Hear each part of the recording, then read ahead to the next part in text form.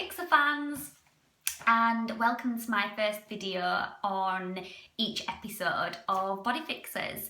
So we have enjoyed episode 1 of the Body Fixers, and I want to just go through it and just chat to you a little bit about the customers that came in, their fixes, and yeah, my views on the episode.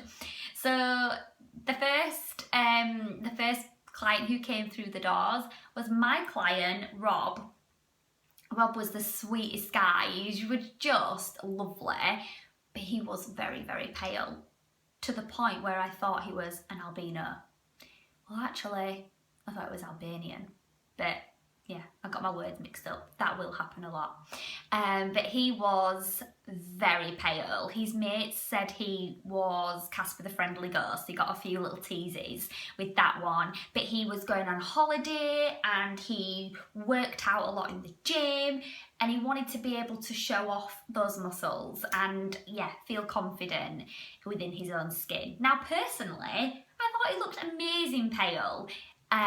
Nothing wrong with being pale. I myself am a pale girl, so I feel his pain wanting to be tanned. But yeah, he wanted to try something new, so we gave him the all over spray, including, you know, the glow stick.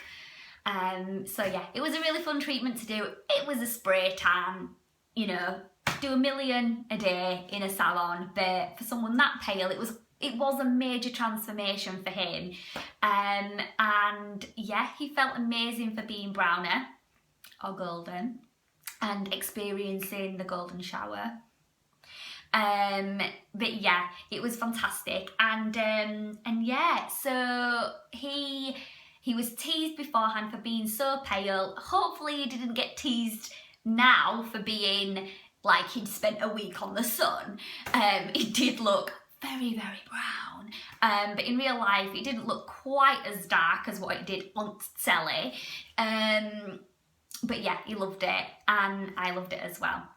No white bits, so that was fun to do. I have scribbled down a few little notes on the other guys' treatments because I wasn't there for all of them, and yeah, just want to chat about how I sort of felt it all went. So we had Eddie. Eddie came in and he'd basically forgotten his style. He'd spent so long being this gorgeous woman, and my God, was he gorgeous. Put me to shame. I was like, I need to step up my game now. But yeah, he basically lost all confidence on how to be a man. He said he was coming up to 30, I feel ya. And he sort of felt like it was now or never to reclaim his own identity. He did say that he didn't dress in drag all the time, a couple of nights a week, anywhere up to 5 nights a week, but in his downtime, you know, just stick a tracksuit on. So you might be thinking, well, he lives as a guy, why does he need this transformation? But it's two different things, you know, sort of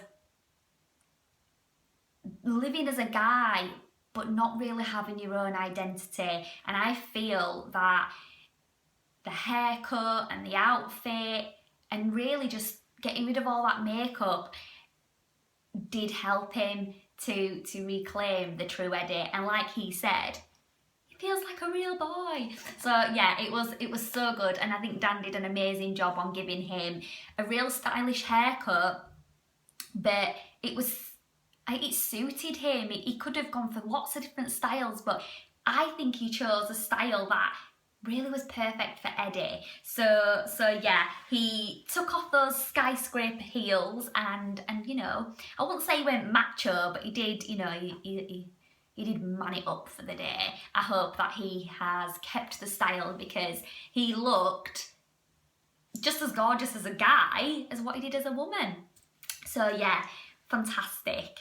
Now we have Beatrice. Beatrice came in with, I think literally a bag on her head because she had let her friend do a home relaxer. No, no, no. You do not do your own hair.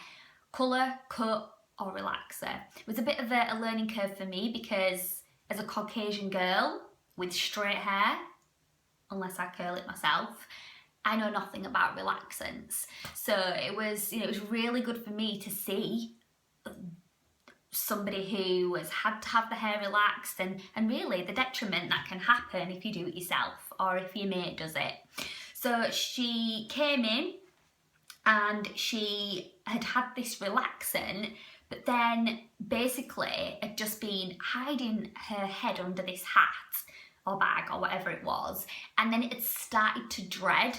And I got the biggest shock of my life because when Nathan touched it, it was literally falling out. Now, as a beauty therapist, I don't see stuff like that. If there's any hair coming out, it's because I'm taking it out. Whether I'm lasering it or waxing it or doing electrolysis, I'm the one removing the hair. The hair isn't just falling out of its own accord. So I was really shocked at that.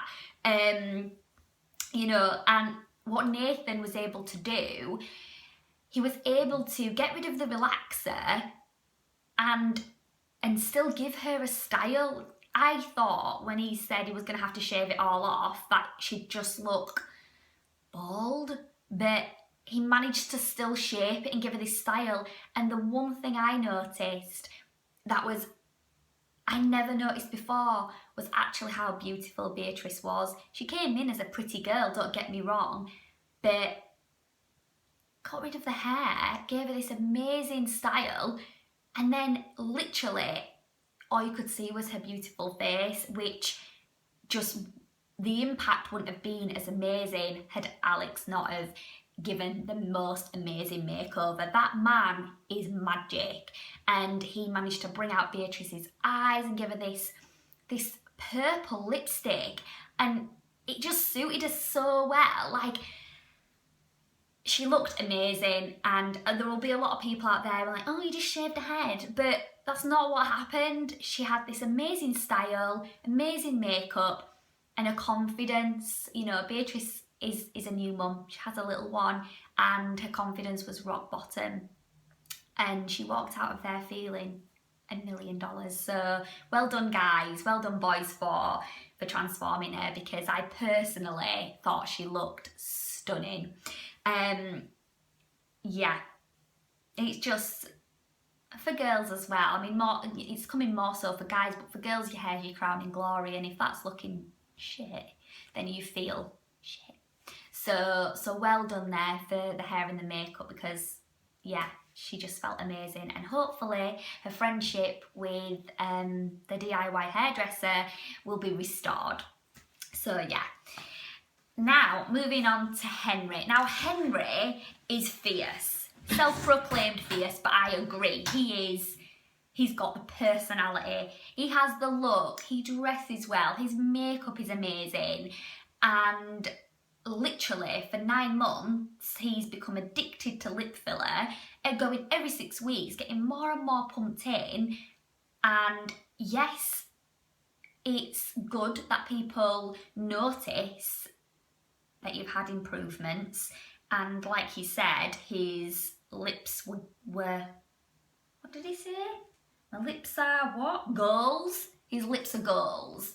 So, he's got this reputation of being really out there, larger than life character, larger than life, personality with the looks to match, but it's just got to the point where he's filled his lips too much, and there's, like Alex said on the show, there's only so much you can blow up a balloon before it pops, and that's exactly what happened to his lips. Dr. Resho said he did get a chronic infection from having the fillers, and they exploded.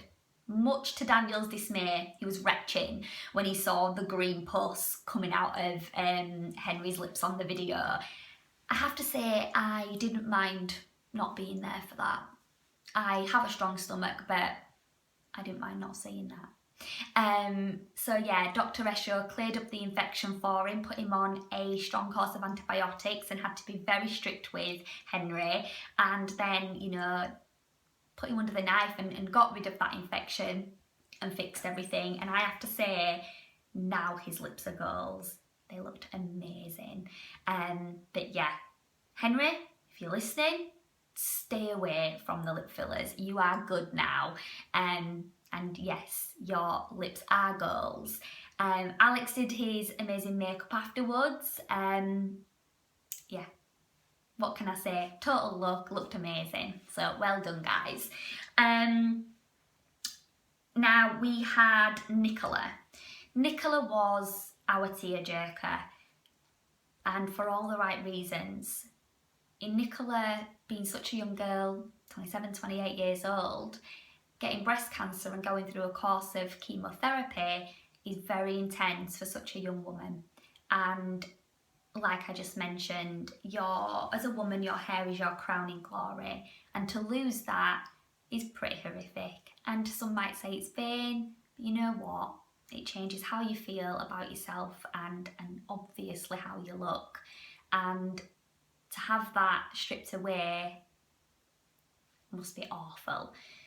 So for Daniel and Alex to transform Nicola's look with the help of a custom wig and beautiful makeup, I was blown away. And when I watched that, I got tingles all over. I could feel the hairs and goosebumps on my arms and legs. It really hit me hard, and I know a lot of people did shed a tear over that one. And she looked fit, like she looked fit.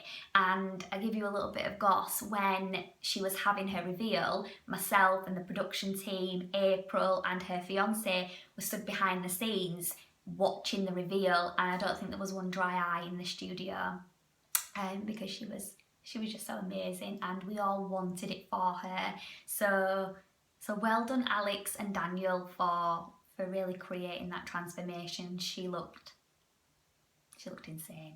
Well done. So yeah, who else have we got? Joe, Monkey Man, self-proclaimed Monkey Man, King Kong. He had a chest and back wax. April enjoyed it way too much, but I would have enjoyed it way too much as well. And yeah, he said he felt quite cold, and there was a draft, but that's because she'd waxed off his onesie, his hair onesie.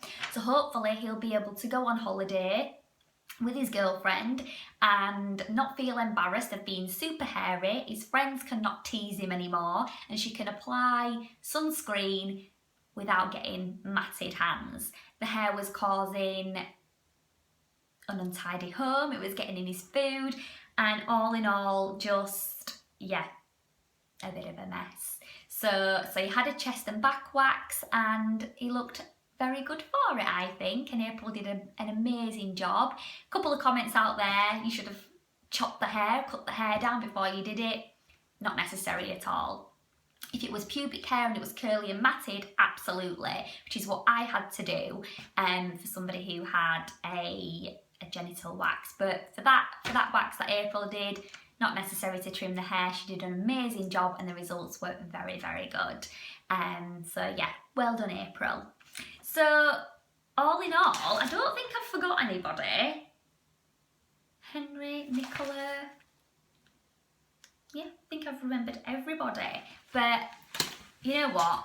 Episode 1 was just the beginning, and we have 9 more episodes for you to enjoy. I really, really hope that you do enjoy the rest of the series. We had an absolute blast making it, and yeah, we couldn't have done it without the amazing contributors. So please keep watching. I will keep doing videos after each episode, just to fill you in and just generally chat about it. But yeah, you can get us on Twitter. We're all on Twitter.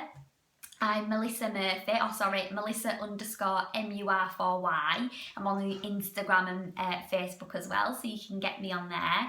And yeah, if you've got any questions, just hashtag bodyfixers, or, you know, tag us in it, and you know, we will endeavour to try and reply to any questions. But it's bye for now. Enjoy all the episodes. E4, 9 o'clock on Tuesdays. Bye!